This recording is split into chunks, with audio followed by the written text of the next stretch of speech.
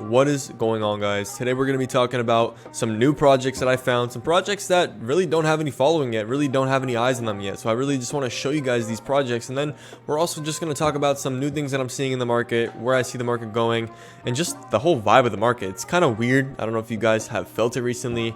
Obviously, if you've been in the market for at least a little bit of time, you just know the market feels really weird. The NFT space is not where it was about 2 weeks ago. 2 to 3 weeks ago, the NFT space was in a whole different world. As you guys can see here, 2 to 3 weeks ago was like right there. You know, a lot of euphoria going on. It's different. That's all I'm gonna say. It's a lot different. You guys can see that nice downtrend there. And, you know, a lot of people are saying it's not going to slow down. A lot of people are saying, hey, we're just, you know, in a short-term little bear cycle waiting for Ethereum to chill out and to like stabilize.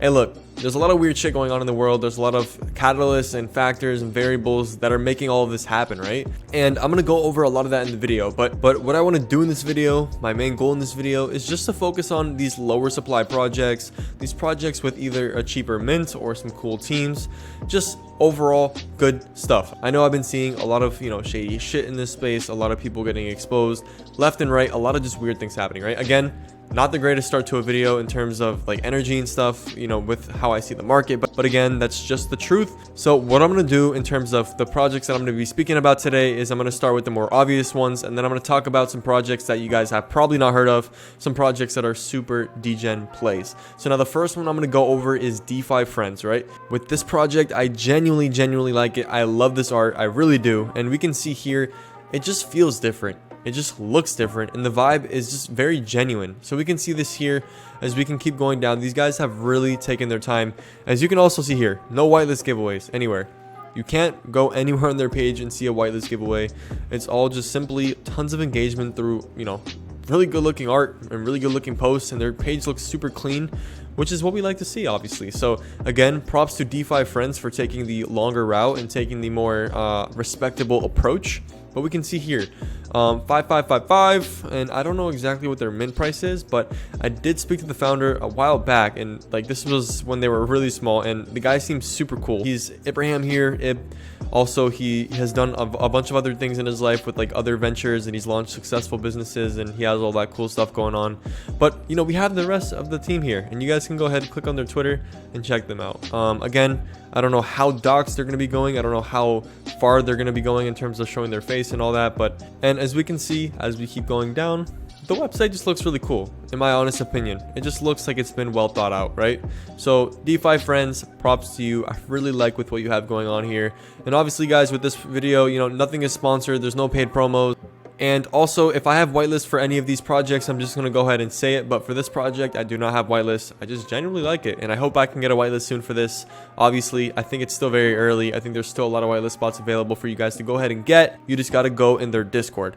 So now the next project I'm going to tap on is Broskies. Now this project, as we can see here, 1691 supply. And you're probably going to ask, why is this supply so low? And I honestly don't know why, but I know the founder of this project is Yar Ramesh. He's one of the people that I actually know in the NFT space, and he actually has a really cool YouTube channel that he's been pretty much doing for a very long time now. He has like 61,000 subs. But again, all this audience that he has here on the Broskies is not from his YouTube channel, and I don't even think it's from him. I think it's just the actual community, and I think these followers are composed of people who just stumbled upon this, or, you know, maybe in alpha groups people are talking about this. So this is what I've been seeing with this project, and like obviously, in my opinion, the art's nothing out of this world crazy, but it does fit the meta. It does, you know, have that thick outline art, and the art is pretty cute and all that. But again, just the audience here and the type of people here, I think it's a pretty solid community. And I did go in their Discord. The Discord is super active, and it's super solid. So shout out to Mr. Yar Ramesh for actually putting together a pretty solid community here, and it's a very small supply. So I know there's been a little bit of hype behind this, so hey, hopefully this goes good. And I also like what they did here on their Twitter, just like DeFi Friends. They're not doing any whitelist giveaways, and I think that's from what I'm seeing here. You don't see any whitelist giveaways, so this is pretty organic. This is, you know, super solid. I love to see things like this.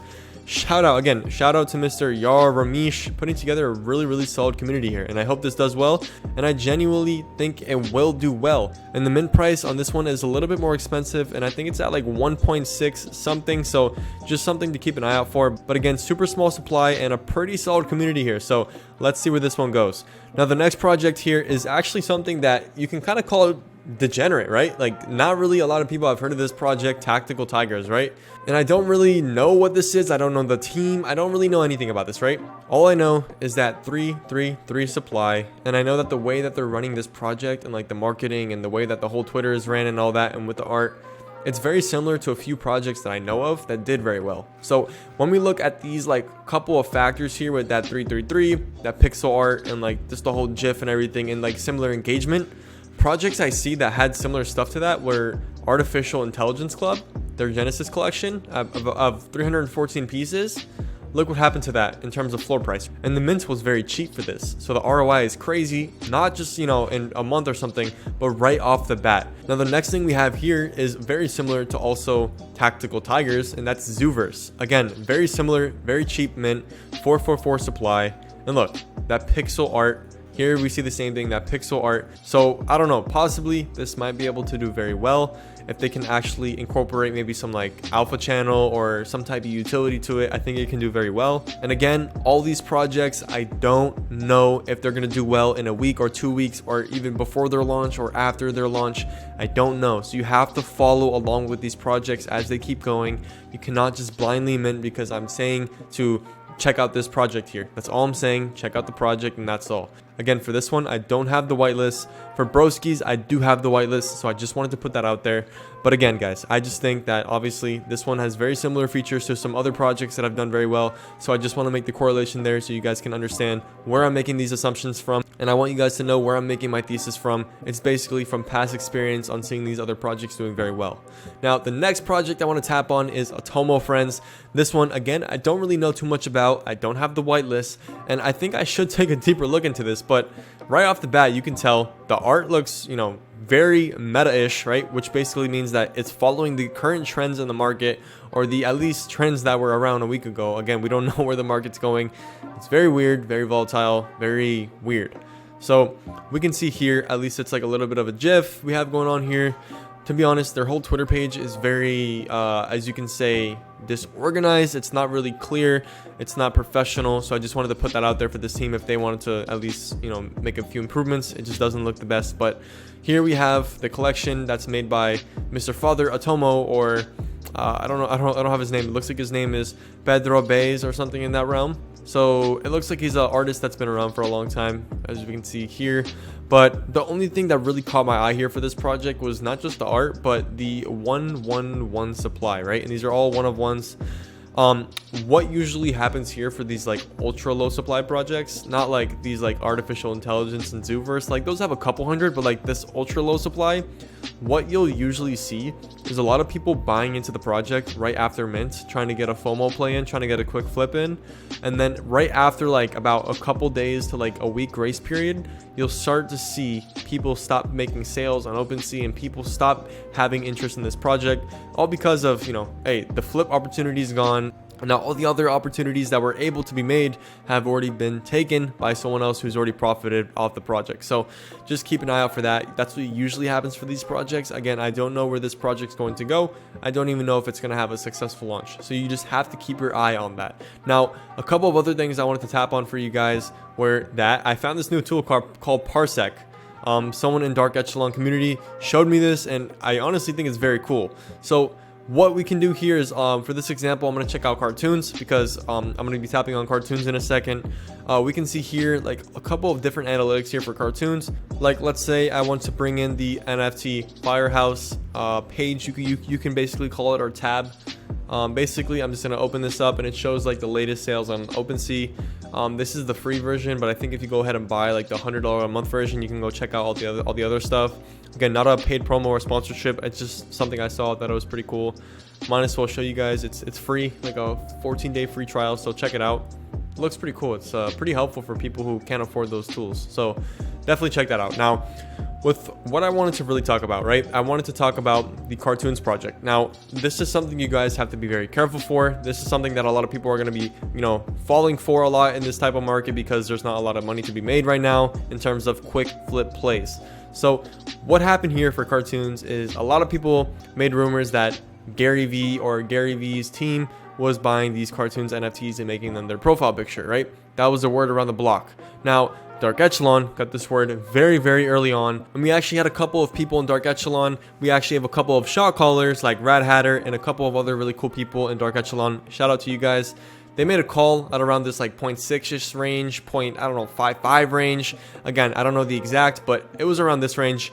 And right after that, there was a little bit of volume going into cartoons, and we were all wondering why this was happening. Now, the actual news came out that the rumor that was spreading was basically that there was, again, what I just mentioned, Gary Vee's mods or something were making these projects, or was making this cartoons project their PFP on Twitter or on Discord. And the assumption basically was that Gary Vee would see this, or Gary Vee has already seen this, and Gary Vee's already like swept the floor, or Gary Vee was gonna buy a lot of these.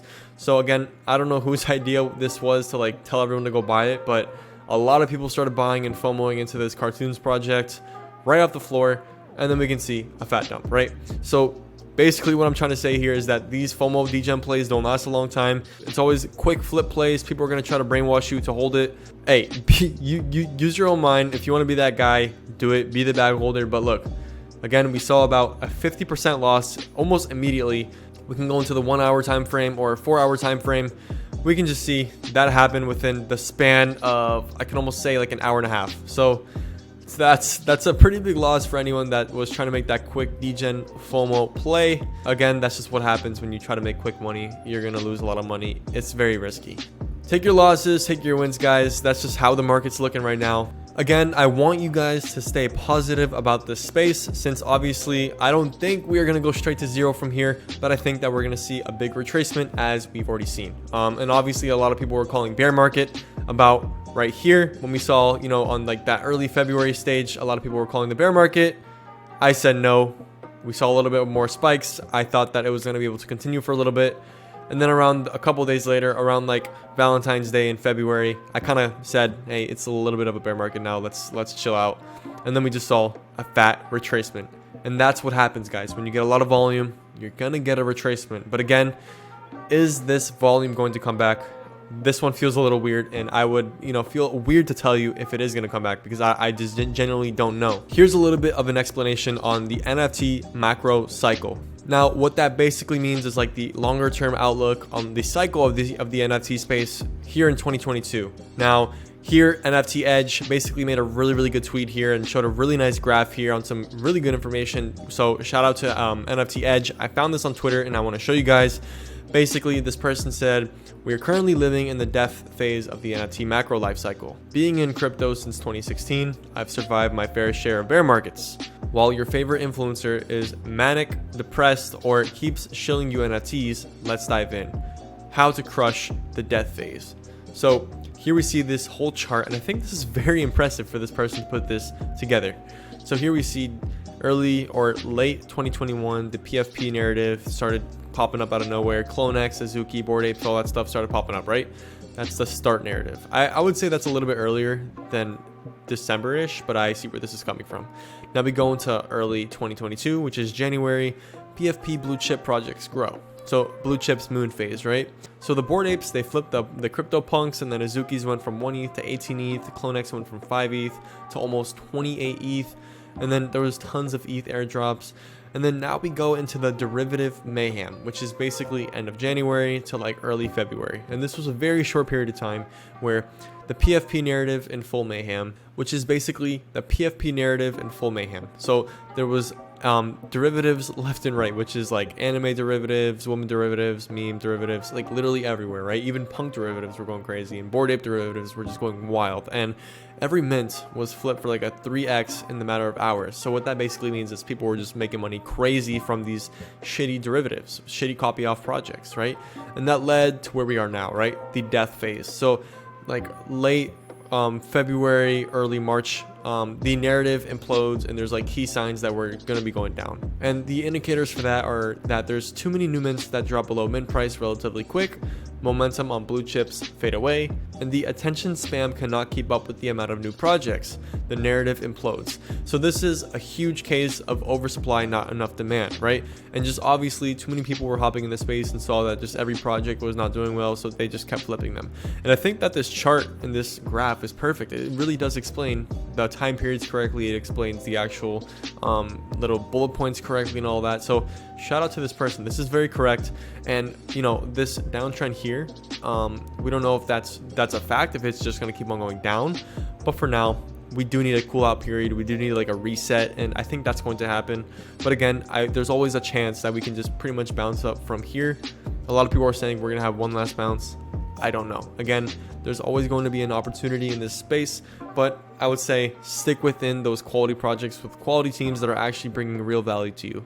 Do what you wish, do what you want. This is not financial advice, but just know that this graph is pretty accurate. I don't know where the NFT space is gonna go for like the next couple weeks. It feels weird. That's all I'm gonna say. After all that, guys, let me know how you feel. Like, actually, let me know how you feel. Let me know which projects you guys are looking into. Maybe let me know which projects you want me to cover. The NFT space is freaking volatile. Maybe by the time this video comes out, there's gonna be some whole new thing in the NFT space. I don't know, guys. It's crazy. Like, look at ETH for the past 4 months, guys, straight down. And NFTs have gone on an amazing run, but again, things have to work in cycles. We can't always just go up. I hope you guys liked the video. I covered some pretty cool projects. Make sure you guys check all those out. I think that's it, guys. Thank you so much for watching today's video. Stick along. We're gonna have a lot more of these videos during the bear market, and yeah, I'll see you guys later. Thank you so much, and peace out.